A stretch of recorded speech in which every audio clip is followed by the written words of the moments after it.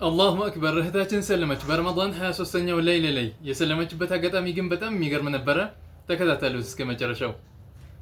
መልእክተኛ መሆናቸውን እመሰክራለሁ። መልእክተኛ መሆናቸውን እመሰክራለሁ። መርሐበን። እስኪ እንደው ወደ እስልምና የመጣሽባቸውን መንገዶች ለመምጣት ሰበብ ያደረገ የሆነሽንም ነገር ብትነግሪኝ ደስ ይለናል ከቻልሽ። ከጾም የተነሳ ነው። ዝም ብዬ በመጾም ማለት ነው። እሺ ስጾም አሁን ምንን ባመለከተ ነው? እኔ ዝም ብዬ በከንቱ የምጾመው ለምን? አንደኛዬን በቃ ሙስሊም ሆኜ እናንተ ሆኜ ከእናንተ ጋር ተቀላቅዬ ጾሜን አልቀጥልበትም።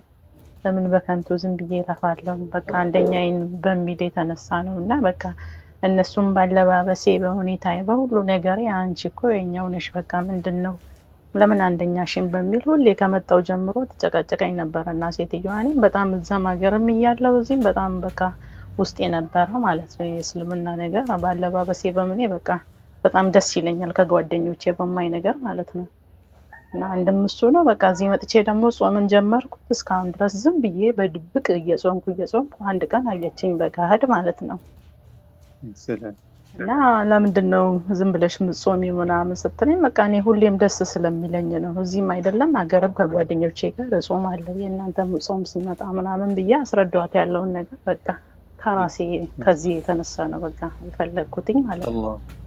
አላሁ አክበር አላሁ አክበር አላሁ አክበር።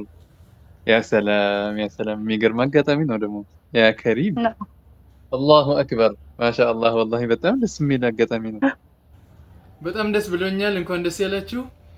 እናንተም ዱዓ አድርጉላት ሳቢታ ሆና እንድትቀጥል። ወሰላሙ አለይኩም ወራህመቱላሂ ወበረካቱሁ።